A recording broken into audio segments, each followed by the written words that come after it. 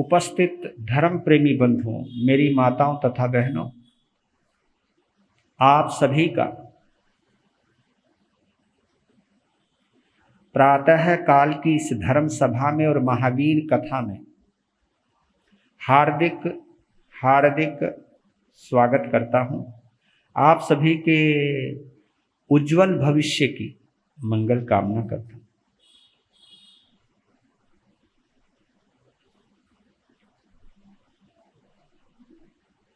महावीर कथा में प्रवेश करें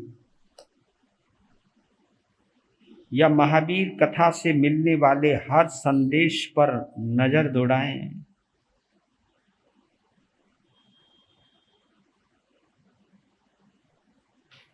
एक कहानी को सीधे सीधे सुनाना और एक कहानी से मिल रहे संदेश को जोड़ते हुए सुनाना शायद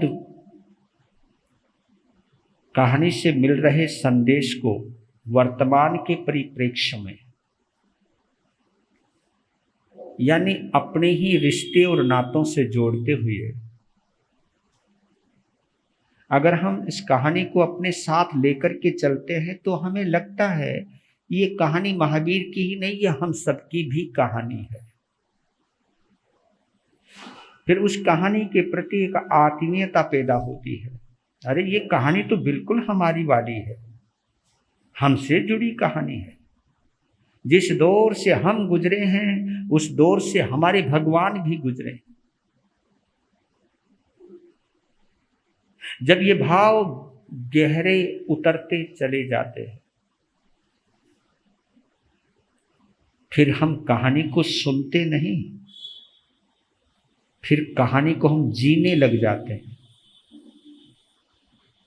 उस कहानी से मिल रही प्रेरणा से प्रेरित होकर अपने जीवन को बदलने लग जाते हैं।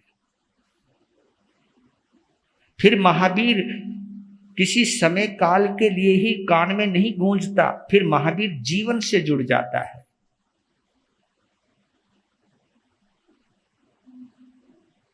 मैं उस महावीर का जिक्र नहीं करता जिसकी चर्चा केवल आगमों में है या मंदिरों में है।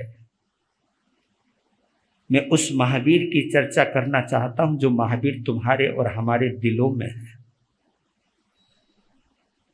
महावीर को दिल में लाए। ये भक्ति की तरंग है, इसी को हम उमंग भी कहते हैं, इसी को हम तरंग भी कहते हैं, इसी को ही भक्ति का रंग भी कहते हैं। जब ऐसी भक्ति से जुड़ता है कोई भी व्यक्ति तो चमत्कार होता है।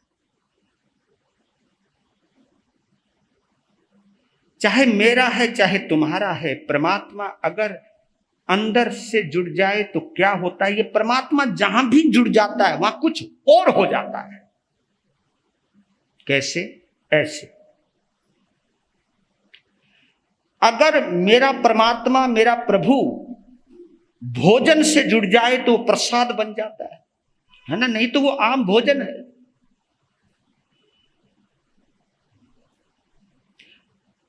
हलवाई की दुकान पर मिठाई मिठाई रहती है, लेकिन वो मिठाई वहां से उठकर भगवान के चरणों में चढ़ जाए तो वो प्रसाद है ना? चमत्कार।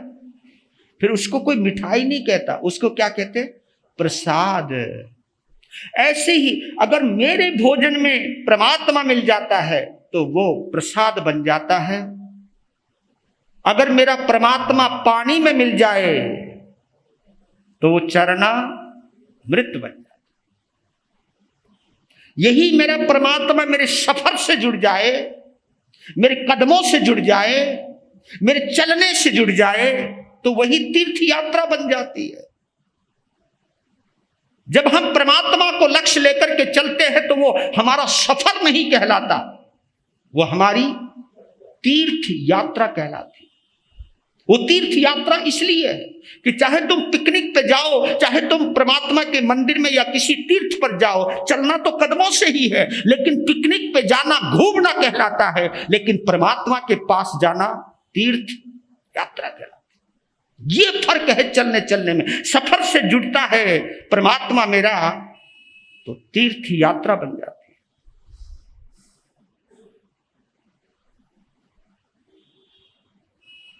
और हमारे किसी भी कार्य में अगर परमात्मा आ जाए, आए है कोई भी कार्य, अगर किसी भी कार्य में परमात्मा आ जाए, वही कार्य सेवा बन जाता है।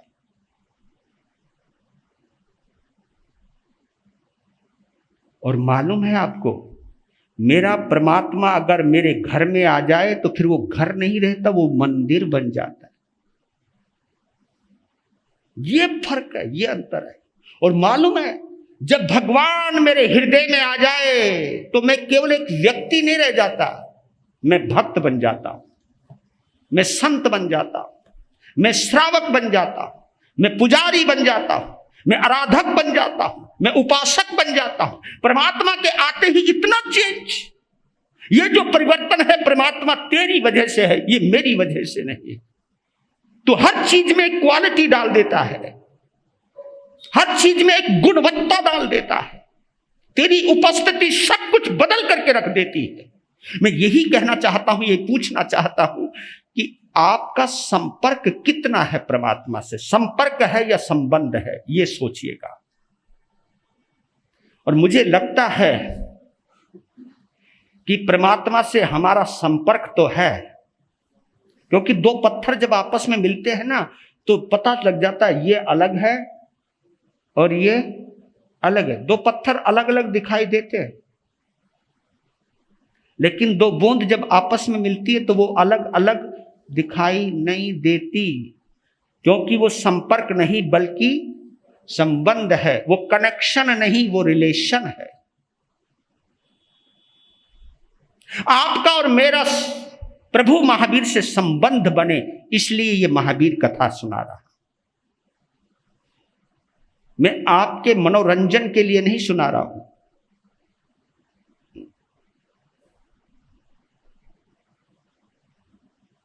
आपके हृदय तक पहुंचाने के लिए सुना रहा हूं।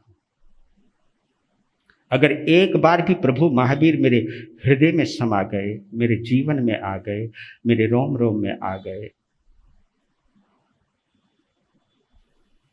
बदल जाओगे।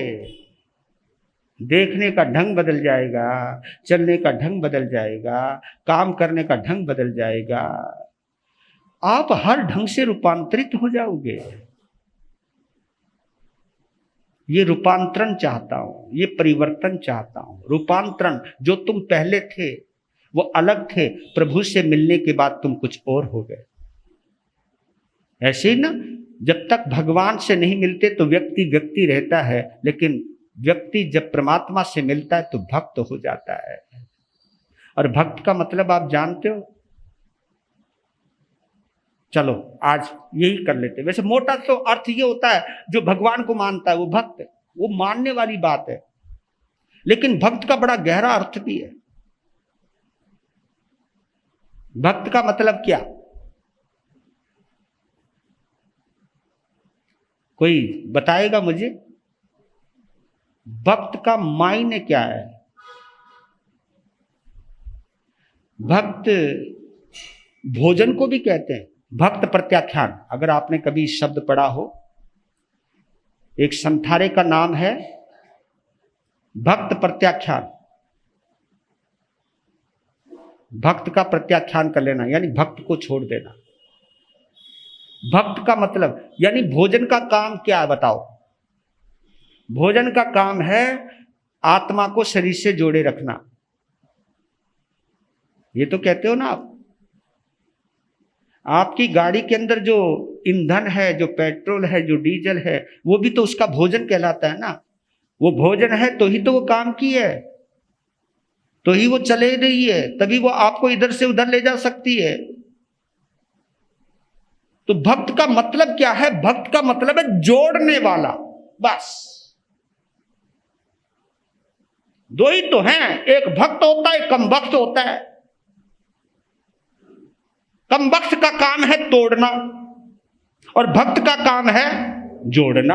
ये तुम भी हो सकते हो, मैं भी हो सकता हूं। इसमें क्या फर्क पड़ता है? मैं समाज को तोड़ रहा हूं तो मैं भी कम भक्त हूं। चाहे कितना ही बड़ा संत समझो अपने आप को, मैं तोड़ने वाला हूं तो कम वक्त हूं और जोड़ने वाला हूं तो मैं भक्त हूं। क्योंकि जब एक व्यक्ति भगवान से जुड़ता है, भक्त बनता है, भगवान से जुड़ने का मतलब जानते हो आप, मैं पूरे संसार से जुड़ गया, मैं पूरे अस्तित्व से जुड़ गया, क्योंकि पूरा अस्तित्व उसी में ही समाया हुआ है।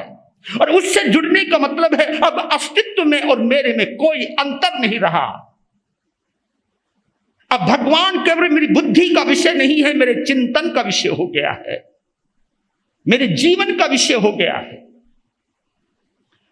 मैं भगवान की कथा में प्रवेश करूं, कुछ 3-4 बातें बतला देता हूं, क्योंकि मुद्दों की बात है।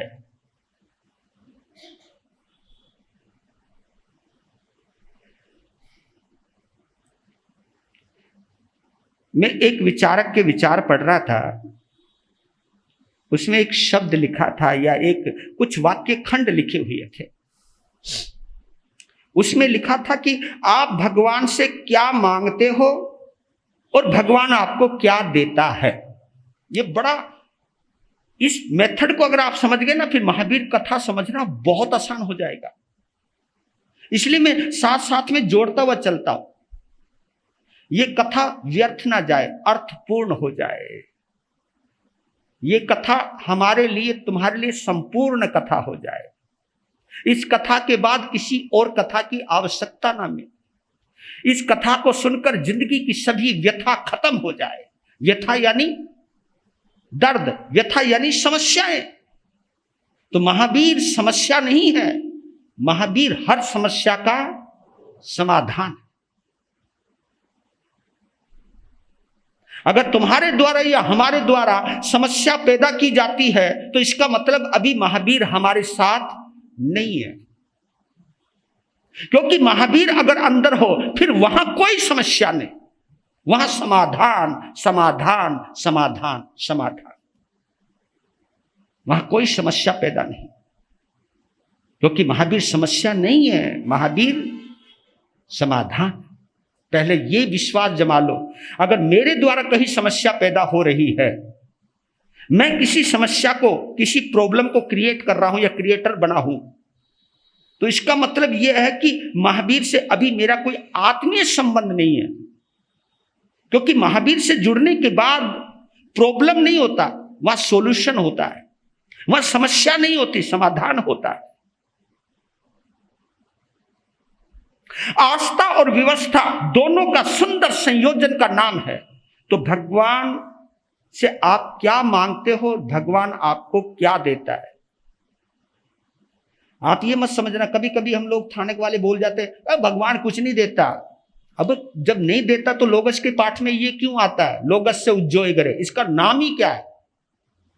लोगस से उज्जोय करे का मतलब क्या है, इस लोक में उद्योत करने वाले, इस जगत में उजाला करने वाले।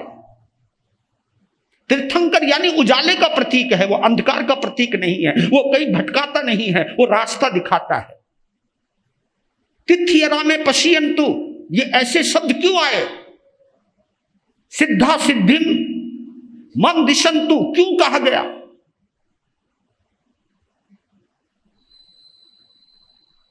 तीर्थंकर की ऊर्जा मुझ पर प्रसन्न हो, तीर्थंकर की ऊर्जा मुझे प्रसन्न करे।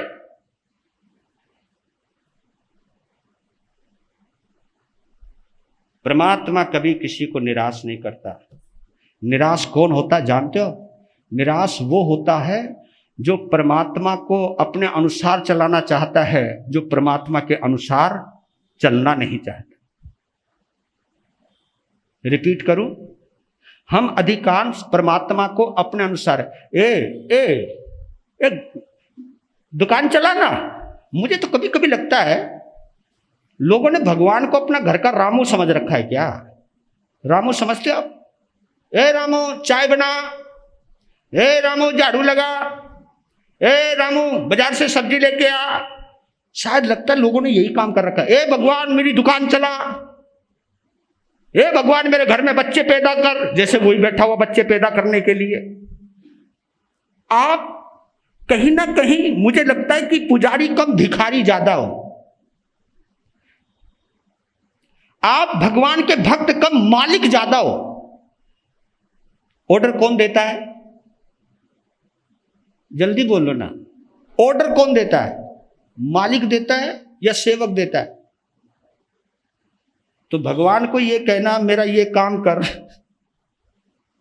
और फिर रिश्वत भी ऊपर से, तू ये काम कर दे, मैं छतर चढ़ा दूंगा, मैं कलश चढ़ा दूंगा, मैं तेरा ये काम कर दूंगा। आप लोग भी कहते हो गुरु महाराज मेरा ये काम कर दो, मैं थारा ये काम कर दूंगा, और क्या चाहिए? बस महाराज जी आपको संस्था में इतने पैसे चाहिए ना, बस ये काम कर दो, बस ऐसा आशीर्वाद दे दो, फिर मैं तुम्हें कर दूंगा। और कितनी गजब की बात है मेरे बंधुओं, कमाल की बात। मैं तुम्हारी सोच को सलाम करता हूं।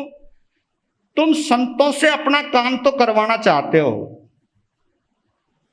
समझ गए आगे इशारों समझदार को, मतलब तुम संतों से अपना काम तो करवाना चाहते हो, संत तुम्हारा काम करे, लेकिन बाई चांस संत कोई अपना काम कह दे, महाराज कोई काम बताते हैं तो ये तो खर्चा करवाते, ये तो डिमांड करते।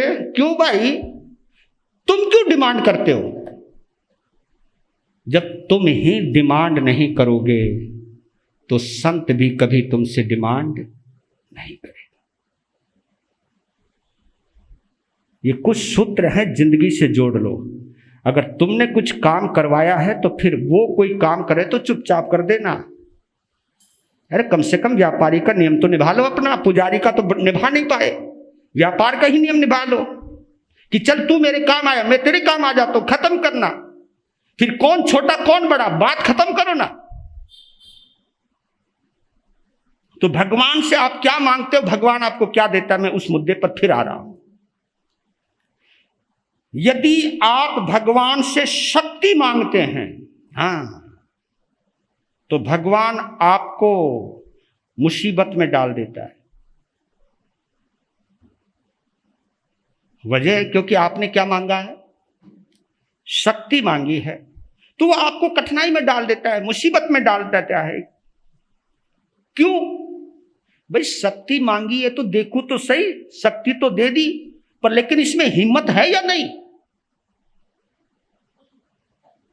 इसके अंदर हिम्मत है या नहीं? शक्ति का संबंध हिम्मत से है या किससे? अगर आप भगवान से शक्ति मांगते हो तो वो आपको कठिनाई में डाल देता है ताकि आपके अंदर हिम्मत बढ़े, आप शक्तिशाली बने और उस कठिनाई से पार पा सकें। अगर भगवान से आप बुद्धि मांगते हो तो वो आपको किसी न किसी उलझन में डाल देगा, और वो उलझन में इसलिए डालता है ताकि आप उस उलझन को सुलझा सको और यह साबित कर सको कि तुम बुद्धिमान हो। समझ रहे हो ना मैं क्या बोलना चाहता हूं? बुद्धि अगर मांगी है तो उलझन भी आएगी, और उलझन इसलिए दे रहा है परमात्मा कि भैया तूने बुद्धि मांगी है तो उलझन मैं दूंगा, और उलझन बुद्धि मैंने इसलिए दिया है कि उस उलझन को तू सुलझा सके, और उस उलझन को सुलझाने के बाद ही परिचय होगा कि तू कितना बुद्धिमान है। फिर कहा कि अगर तुम भगवान से समृद्धि मांगते हो, समृद्धि, संपन्नता, ऐश्वर्य, अगर तुम भगवान से समृद्धि मांगते हो तो आपको समृद्धि किसके रूप में देता है? वो समझ के रूप में देता है। आपको समझ प्रदान करता है ताकि आप श्रम करें, मेहनत करें, पुरुषार्थ करें और समृद्ध बने।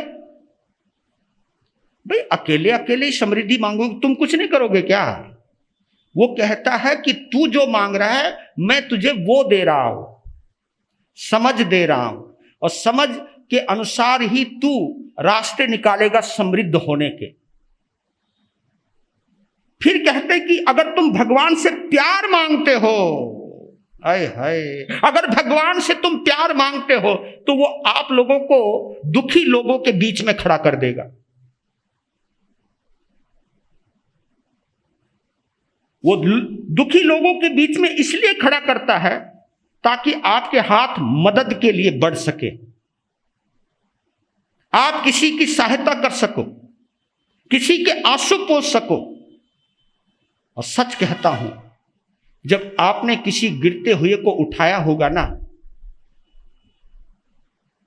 किसी बेसहारे के तुम सहारे बने होंगे ना, फिर जब वो तुमको प्यार करेगा, दिल से प्यार करेगा, प्यार क्या होता तभी पता चलेगा प्यार कहते किसको है।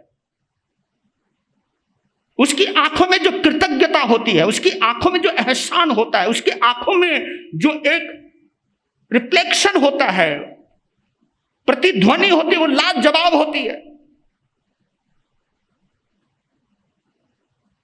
आपको वो फरिश्ते की तरह मानेगा, आपको भगवान की तरह, पागलों की तरह प्यार करेगा। असली प्यार तो वो है। इसलिए याद रख लेना, भगवान आपको वो नहीं देता जो आप मांगते हो, भगवान आपको वो देता है जो आपके लिए जरूरी है।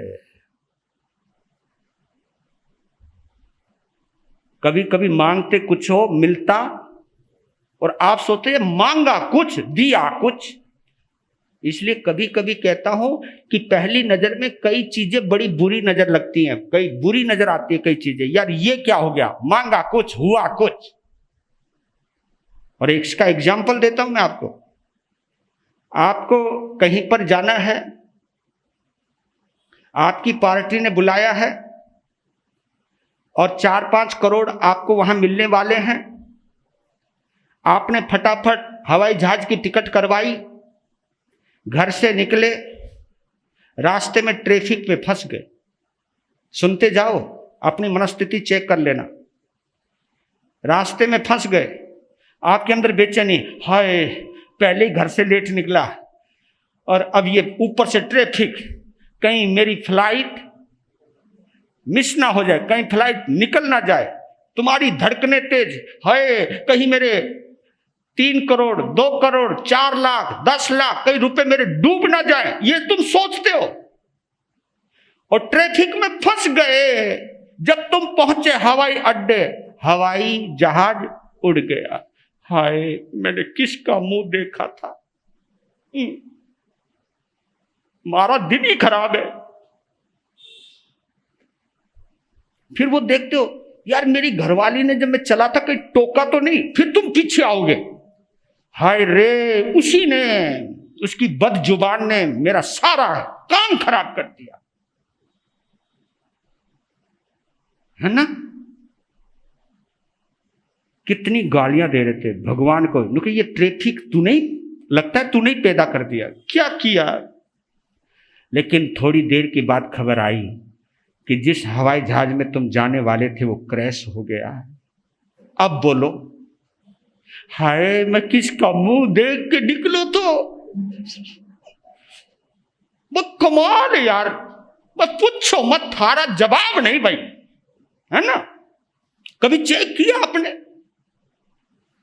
तुम्हारी लड़की का पति अगर तुम्हारी लड़की के इशारों पे चलता हो तो तुम क्या कहते हो, हाय रे ऐसा दामाद भगवान सभी को दे, है ना।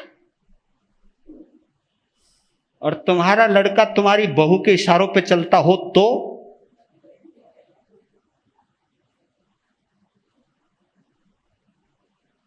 मारा लड़का ही छीन लिया, सब कुछ इसी का कब्जा हो गया।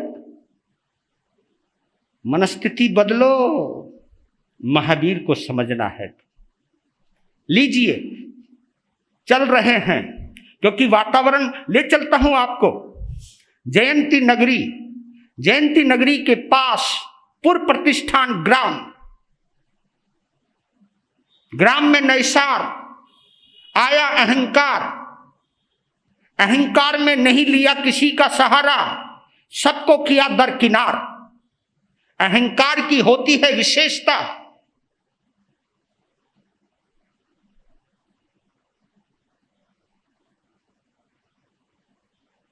राजा ने जो काम सौंपा, अहंकार की वजह से वो काम उस ढंग से नहीं बन पाया जो बनना चाहिए था, क्योंकि जिसमें दुआएं चाहिए थी उसमें उसने बद्दुआएं ली थी। इसलिए मैं कहना चाहता हूं, आप सामायिक करो, प्रवचन करो, स्वाध्याय करो, ध्यान करो, कुछ भी करो, लेकिन एक संकल्प जरूर किया करो। मैं सम्यक्त्वी और मिथ्यात्व की बहुत बड़ी परिभाषा नहीं करता। आपके पास तो बहुत जबरदस्ती आपके साधु संत तो बहुत जल्दी बताते, हमको ये मिथ्यात्व का दोष लागे। हाँ, हम मंदिर में चले गए, किसी मंदिर में तुमने प्रतिमा के आगे हाथ जोड़ दिया, था वो मिथ्यात्व लग गए हो, सम्यक तो गए हो। मैं ये परिभाषा में ज्यादा नहीं करता हूं। मैं तो एक बात कहता हूं, अगर तुम किसी की बद्दुआ ले रहे हो तो मिथ्यात्वी हो। क्या बोला? अगर तुम्हें कोई बद्दुआ दे रहा है, और बद्दुआ तभी देगा जब कोई तुम्हारे द्वारा, बोलो बोलो, सताया गया होगा, तुम्हारे द्वारा जलील हुआ होगा, तुम्हारे द्वारा अपमानित हुआ होगा, तुम्हारे द्वारा पीड़ित हुआ होगा, तुम्हारे द्वारा बर्बाद हुआ होगा। जिसको तुमने बर्बाद किया है, जिसको तुमने मुसीबत में डाल दिया, जिसकी बेइज्जती की है, तो आपको दुआ देगा या बद्दुआ देगा?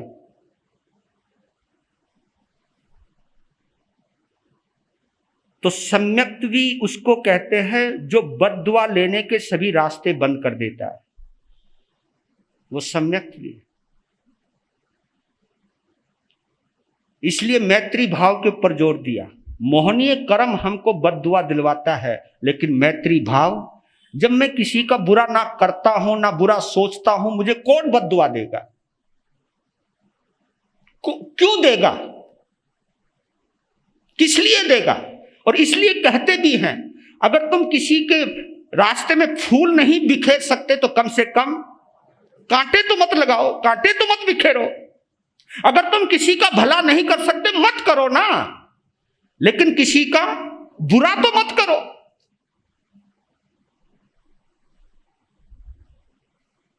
बस ये चीज समझ लो आप, जिस समय तुम बुरा करते हो, ये स्वीकार कर लेना कि मैं मिथ्यात्वी। ये जो समायिक है, प्रतिक्रमण है, ये जो साधुपना है, ये जो श्रावकपना है, ये सब ढोंग है, पाखंड है। स्वीकार करो, एक्सेप्ट करो। यहीं से रास्ता निकलेगा आत्मा का, परमात्मा का, महावीर का। अब गहरी बात, कल आपने सुना था, राजा ने उसको देश निकाला, दे दिया, और वो इतना टूट गया। वो टूटा क्यों? अभी भी वो किसी और को दोष दे रहा है, जबकि अगर आपने कहानी अच्छी तरह से समझ ली होगी तो समझ गए होंगे उसके अपमान का कारण वो था या वो खुद था। वो खुद ही था ना। वो अहंकार के अंदर आकर के लोगों ने सम्मान दिया और उसने अपमान दिया। लोगों ने उसका नाम सुझाया, उसने इग्नोर किया। तो मेरे भैया, अगर तुम बहुत बड़े आदमी बनना चाहते हो ना, बहुत बड़े सफल व्यक्ति होना चाहते हो, तो एक संकल्प लेना कि मैं दुआएं कमाऊंगा। दुआओं के बलबूते पर आप बहुत ऊंचाइयां छू सकते हो। बद्दुआ तुम्हें कभी भी जमीन दोज कर सकती है। ये चीजें, और यही चीजें सुनाने के लिए आपको बुला रहा हूं, यही चीजें बताने के लिए आपको चतुर्मास के लिए प्रेरणा दी गई है। चतुर्मास परिवर्तन की वजह होनी चाहिए। जिस समय वो पहाड़ी पर चढ़ने लगा तो शिवा का दिल धड़ धड़ धड़ करने लगा। वो समझ गई कि लगता है इनका इरादा अच्छा नहीं है, क्योंकि इस पहाड़ी पर वो चढ़ते हैं जो आत्महत्या करते हैं। वो समझ गई कि कुछ ना कुछ गड़बड़ है। वो इतनी डर गई क्योंकि जो रास्ता चुना है वो समझ गई कि रास्ता किधर को जाता है। लेकिन उस शिवा का जवाब नहीं, वो पीछे लगी रही और निकट आती गई।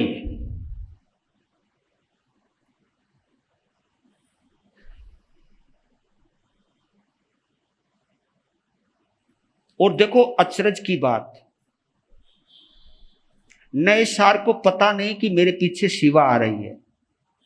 क्योंकि आदमी जब अपने दुख में गलतान रहता ना, उसे कुछ होश नहीं रहता। पहले तो ये नहीं पता मैं करने क्या जा रहा हूं, मैं कर क्या रहा हूं, मैं चल क्या रहा हूं, मैं सोच क्या रहा हूं। क्योंकि जो दूसरे की सोचे वो आत्महत्या कोई करेगा। जो केवल अपने दुख में उलझा हुआ है, अपने में उलझा हुआ है, जिसे दूसरों की कोई याद नहीं आ रही, जिसको कोई अपना कर्तव्य याद नहीं आ रहा, वही तो उलझ जाता है, वही तो उलझा हुआ है। तो एक मुंडेर पर वो खड़ा हुआ, पता नहीं क्या सोच रहा था, तो वो समझ गई कि कुछ गलत होने वाला है। तो डरते डरते शिवा ने पीछे कमर में हाथ लगाया, एकदम झटका लगा, पीछे देखा, तू मेरे साथ क्या कर रही है, तू कहां से आई? मैं कहां से आई? स्वामी, जहां से तुम आए वहीं से मैं भी आई।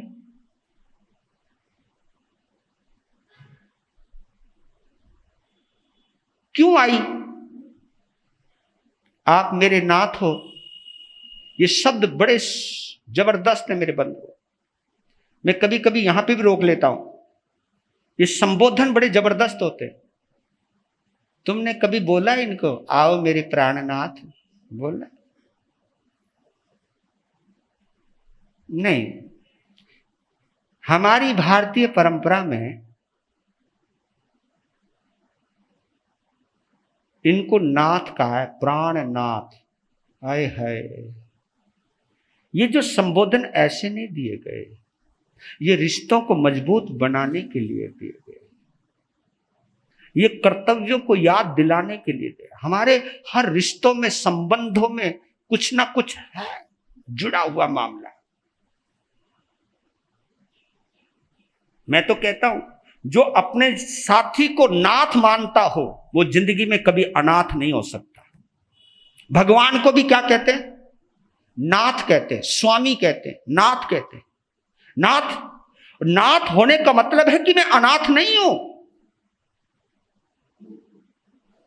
और मैंने एक दिन कहा था, किसी आदमी के माथे पे तिलक लगा रहे तो इसका मतलब यह है कि उसका नाथ जिंदा है, वो किसी ना किसी परमात्मा को मानता है। और नारी के मांग में अगर सिंदूर भरा हो तो यह बात पक्की है कि वो सधुआ है, उसका जीवन साथी है, प्राणनाथ है उसका, वो सौभाग्यवती है।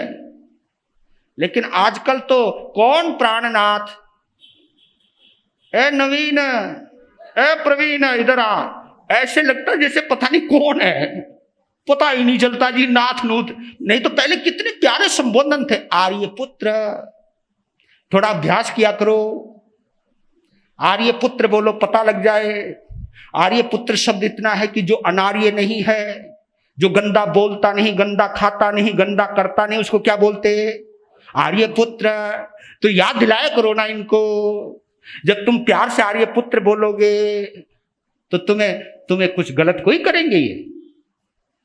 और सुनो जी, तुम भी जब इनके पास आओ तो ये मत बोला करो, ये सुषमा, ये नीलम इधर आ, हे देवी जी, हाय हाय।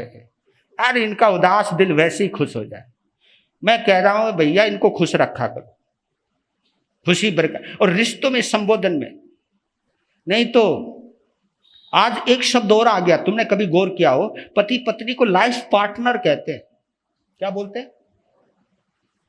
देखो तुम पार्टनर बन गए हो, अब तुम प्राणनाथ नहीं हो, पार्टनर समझते हो?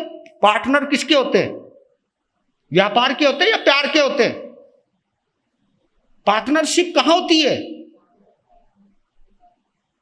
हिस्सेदारी किसमें होती है? जहां हिस्सेदारी है, जहां पार्टनरशिप है, वो तो व्यापार है।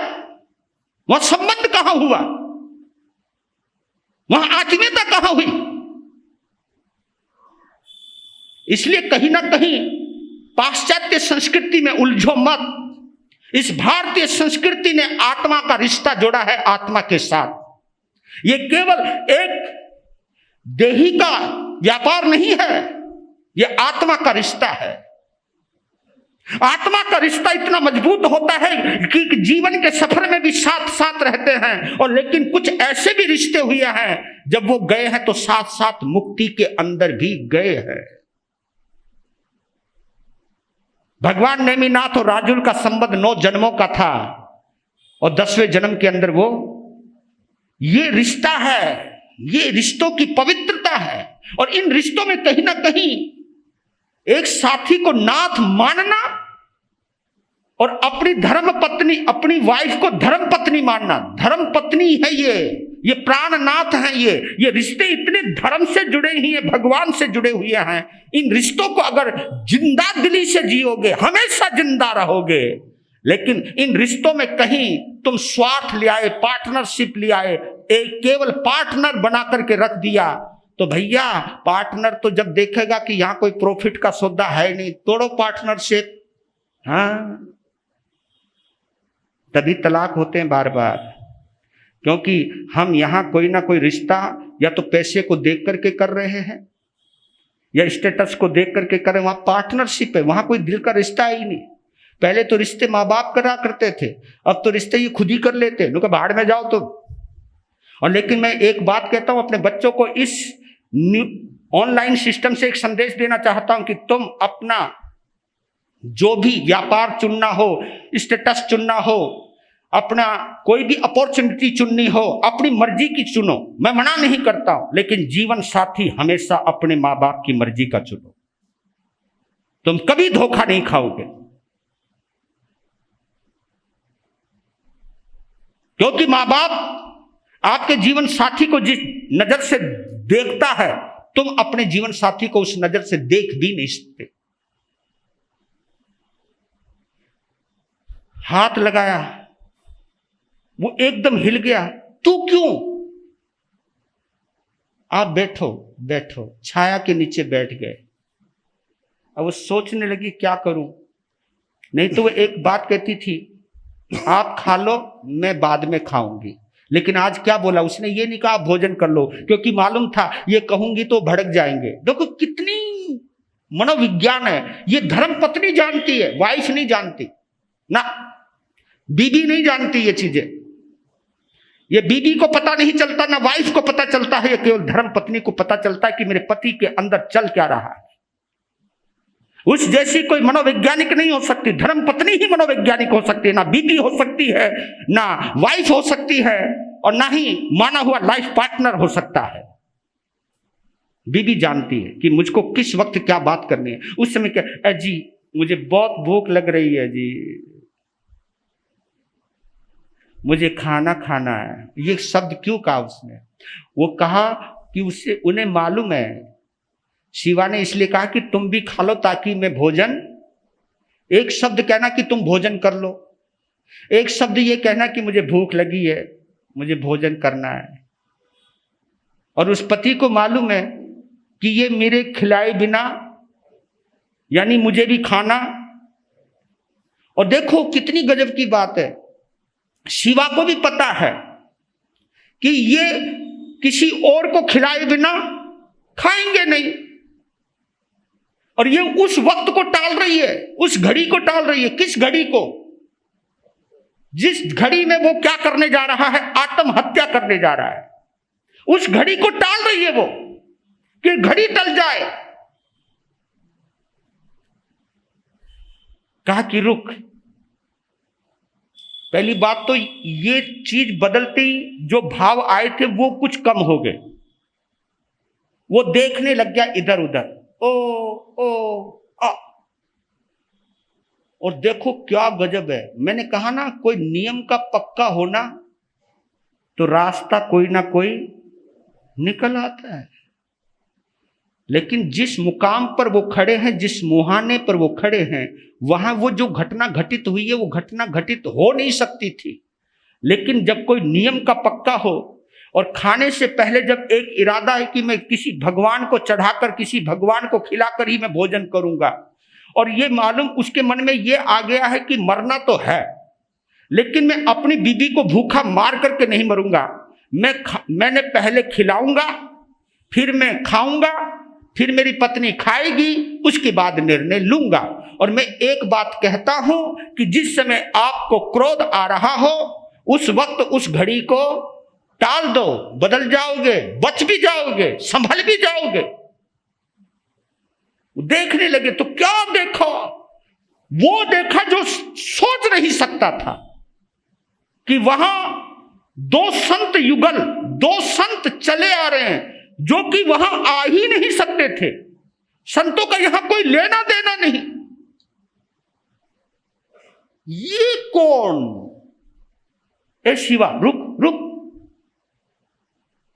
लगते कोई भगवान आ रहे हैं, क्योंकि वो आपको तो भिखारी नजर आते थे, कोई भूखा नजर आता है, और उनको भगवान नजर आ रहे हैं, और वो भी वेशभूषा में। वेशभूषा संत की भी है।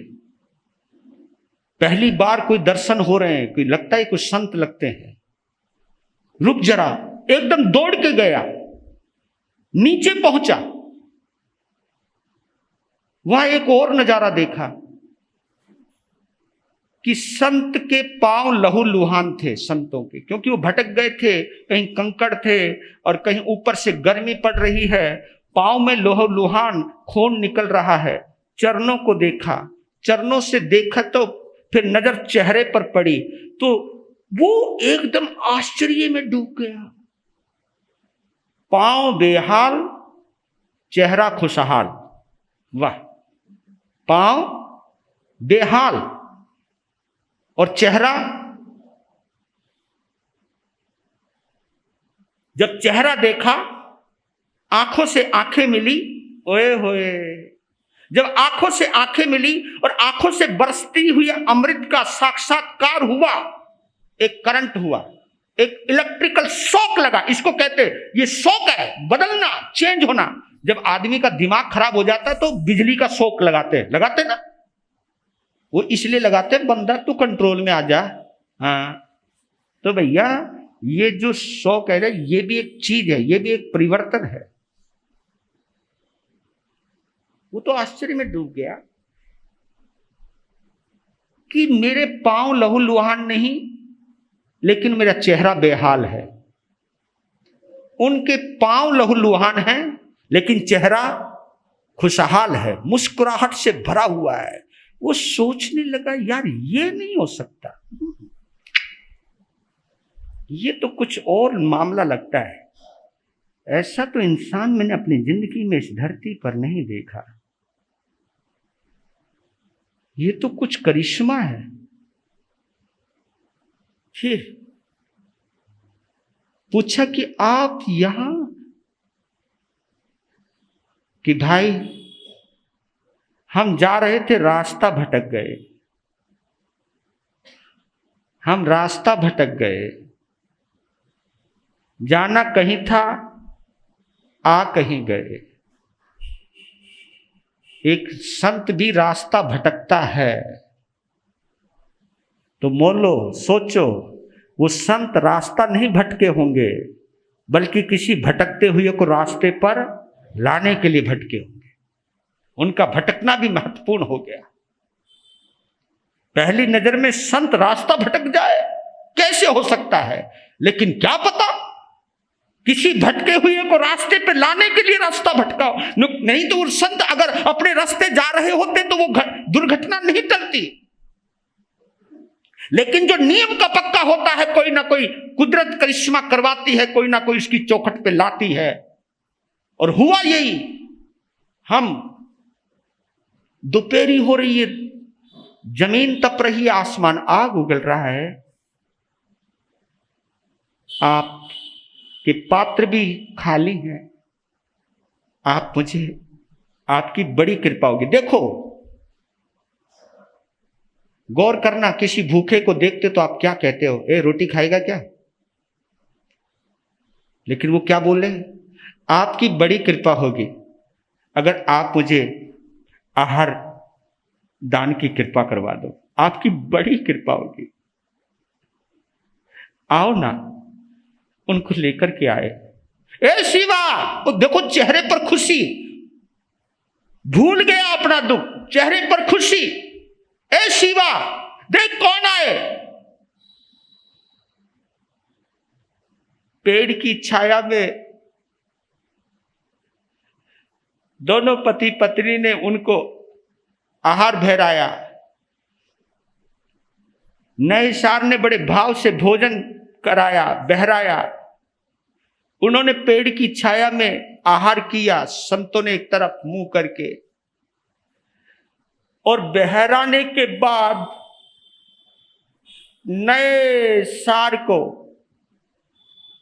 और देखो नए सार को जो आनंद आया, ये बड़ी महत्वपूर्ण चीज है। और उसी आनंद में दर्द भूल गया, क्या हुआ है उसके साथ वो भूल गया। जब आहार पानी निवृत्त हुआ, पेड़ की छाया में बैठे, और जैसे ही प्रणाम किया, प्रणाम करने के बाद जैसे ही लहूलुहान कदमों में अपना माथा टेका, ओए होए, अब देखो यहां एक क्या चमत्कार होता है, यहां किस तरह नजर बदलती है, नजरिया बदलता है। एकदम एकदम यही कहता हूं मैं आप लोगों को, और ये हमारे लिए भी एक सबक है, हमारे लिए भी सबक। बताओ क्या सबक?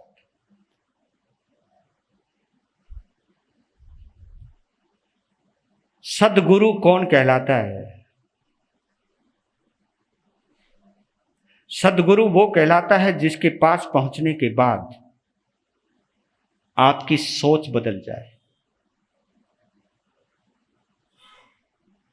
सदगुरु वो कहलाता है जिनके चरणों में बैठने के बाद हमको अपनी कमी नजर आने लग जाए। हाय हाय। सदगुरु वो कहलाता है जिनके चरणों में बैठने के बाद दूसरों की खूबियां नजर आने लग जाए। ये चमत्कार किसका है? बोलो, तुम बोलते हो ना, सुदेव, सुगुरु, सुधर्म। ख्याल करो, जो बहुत अच्छी क्रिया पाल रहा हो वही केवल सुगुरु नहीं हो सकता। इसकी डेफिनेशन थोड़ी चेंज कर लो। सुगुरु उसको कहते हैं जिनके चरणों में बैठने के बाद अंदर की मलिनता, अंदर का अहंकार, अंदर की निंदा, अंदर की बुराई निकल जाए। बस लोग कर दो उस गुरु को अपना लो। जिन गुरुओं के पास बैठकर तुम्हें दूसरों में बुराइयां नजर आने लगे और तुम उनके पास बैठकर के दूसरों की निंदा करने लगो, वो गुरु तुम्हें डुबोने वाला है, वो कोई सुगुरु नहीं है। ये चाहे मैं भी क्यों ना हूं, अगर मेरे पास बैठ करके मैं तुम्हें को किसी और संतों की बुराइयां बताऊं, दिखाऊं, जताऊं, बताऊं, तो मैं सुगुरु नहीं हूं, बल्कि मैं तुम्हें निंदा की तरफ लेकर के जा रहा हूं। गुरु का काम होता है तुम्हें तुम्हारे दोष का पता बता दे, तुम्हें आत्मा की खबर दे दे, तुम्हारे अहंकार को नीचे ले आए। उन चरणों में गिरते ही एक चीज आई। क्या चीज आई? एकदम क्या चीज आई? टाइम हो गया है, चले, क्योंकि उपाध्याय जी भी बोलेंगे। और आप इसके बाद जीवन में क्या परिवर्तन आया, क्या सोच बदली, केवल सानिध्य ने कमाल कर दिया जी, सानिध्य ने। इसलिए कहता हूं कि गुरु का साथ कभी व्यर्थ नहीं जाता, सदगुरु का साथ कभी व्यर्थ नहीं जाता। और सदगुरु कभी कभी वहां पहुंच जाते हैं जहां तुम सोच भी नहीं सकते हो, वहां पहुंचा देते हैं जहां तुम सोच भी नहीं सकते हो। इसलिए 100 काम छोड़कर किसी गुरु के पास आना हो तो 100 काम छोड़कर आना, तुम्हें कोई कमी नहीं रहेगी। और तुम अपने एक काम के लिए अपने गुरु को छोड़कर चले जाते हो, वो काम तुम्हारे लिए वरदान बनेगा, इसकी कोई गारंटी नहीं है। वीर नाम के हीरे मोती, गुरु नाम के हीरे मोती, मैं बिखराऊं गले गले, ले लो रे कोई राम का प्यारा, शोर मचाऊं गली गली, ले लो रे कोई गुरु का प्यारा, शोर मचाऊं। दौलत के दीवानों सुन लो, एक दिन ऐसा आएगा, धन दौलत और महल खजाना यहीं पड़ा रह जाएगा। हो धन दौलत और महल खजाना यहीं पड़ा रह जाएगा। सुंदर काया मिट्टी बनेगी, सुंदर काया मिट्टी बनेगी, चर्चा होगी गली गले।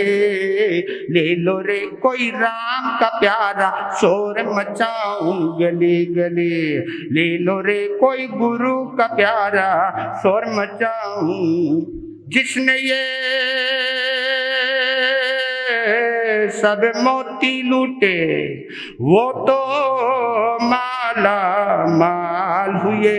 दौलत के जो बने पुजारी आखिर वो कंगाल हुए। हो दौलत के जो बने पुजारी आखिर वो कंगाल हुए। सोना चांदी वालों सुन लो, लोहे कपड़े वालों सुन लो, अरे होजरे वालों सुन लो, अरे लुधियाना वालों सुन लो, बात सुनाऊं खरी खरे। ले लो रे कोई राम का प्यारा, शोर मचाऊं गली गली। ले लो रे कोई गुरु का प्यारा, शोर मचाऊं गली गली। हो शोर मचाऊं गली गली, शोर मचाऊं गली गली, शोर मचाऊं गली गली। प्यार से बोलिए शासनपति भगवान महावीर। बोलिए मेरे उपाध्याय श्री रविंद्र मुनि जी महाराज की।